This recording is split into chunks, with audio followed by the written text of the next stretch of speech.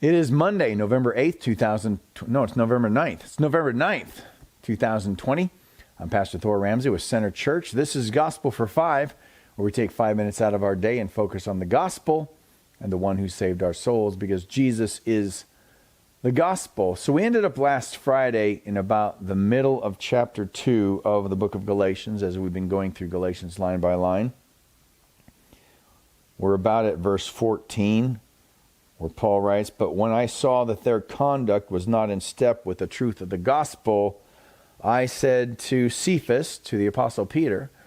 So here's what's happening, is that Paul is trying to preserve the truth of the gospel because he saw that their conduct, the conduct of Peter and those he influenced, were out of step with the gospel, out of step with the truth of the gospel. What happened? Well, these Judaizers came in. These false brothers came in from the church in Jerusalem to the Christians in Galatia, and they were saying, in order to be Christians, these Gentiles would have to believe in Jesus and be circumcised.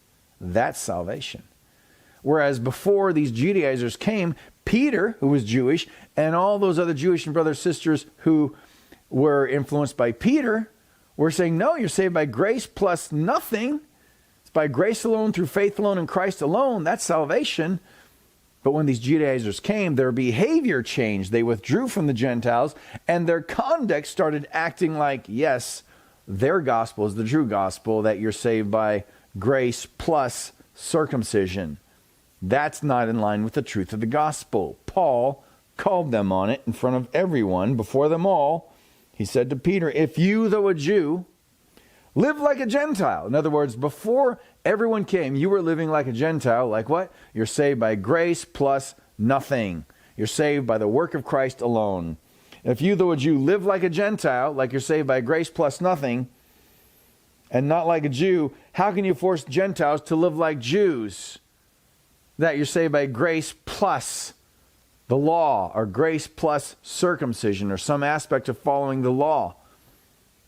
That's hypocrisy, Peter, and that's what Paul was calling them on, because he was preserving the truth of the gospel. Now, the indictment against us as Christians is, how often do we have that in our hearts and our minds? That we believe you're saved by grace plus nothing, and yet in our hearts and our minds, we think Christians should adopt some sort of particular behavior that we are convinced is right. And it may be right even biblically, right? But we can't force that on the Christians, can we? Because what? We're saved by grace plus nothing. We can't say, well, maybe they're saved if they do this the way I'm doing it. Because then you're saying they're saved by grace plus this thing, this particular, whatever it happens to be. Don't we do that a lot of times, though? And what are we doing then? Well, we're not preserving the truth of the gospel. We're really acting like Peter, and not even knowing it, when we believe you're saved by grace plus nothing, but all of a sudden we get influenced by, I don't know, some type of false thinking, saying, well, these Christians should fall in line with this particular way that I feel about this, because that's really what makes them Christians, and that's not the gospel.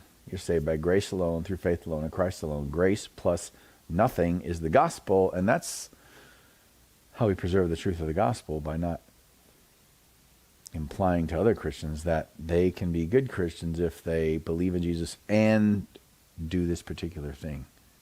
Now, we're not denying that there are behaviors that flow out of the gospel, but again, we'll see why we don't want to confuse faith in the gospel with our behavior that flows from the gospel. Because a lot of times we'll separate our relationship with Christ from our behavior, and it becomes grace plus some behavior. All right, let's not do that.